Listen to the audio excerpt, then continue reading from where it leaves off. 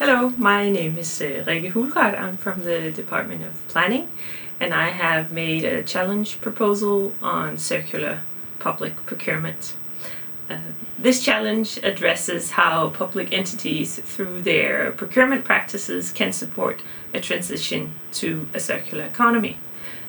The public sector in Denmark purchases for around 300 billion Danish crowns each year from the private sector. So there's a huge potential for the public procurement to be a driver for a transition towards a circular economy. The question is if this is the case and how this transition can be supported best. The challenge can take point of departure in existing legislation and identify whether or not this is hindering the transition. For instance, look at the EU directives and how they are implemented nationally. A second part of the study could focus on how procurement is implemented and organized at the locally at the different public bodies. That could be at universities, at municipalities, where you could look at the norms and practices, these places, the human capitals, what rewards they have.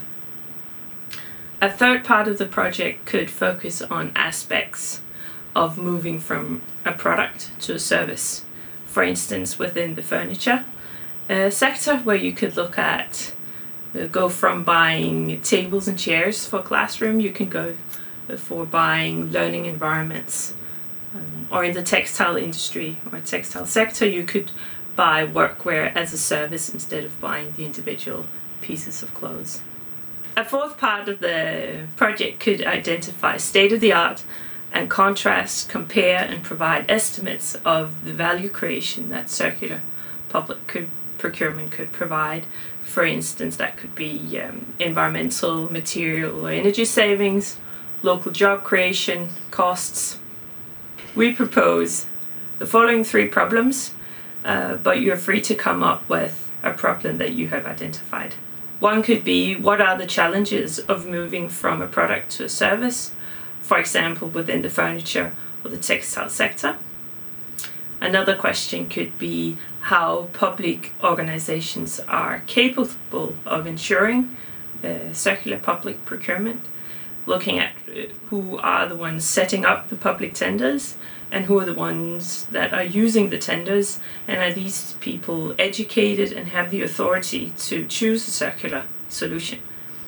And the third problem could be looking at the legal framework for public procurement and how this is hindering or promoting a transition to a circular public procurement. Interesting perspectives in this project are both regarding law and the legal frameworks. It's about how the organizations work, who are the people interacting, who are the ones making the tenders, who are the ones using the tenders, how do they interact. But it could also be in, for instance, the construction sector. How do we engage and make construction tenders so that they're circular? Or the products, even how can we design the products so that they fit into a circular public procurement offer.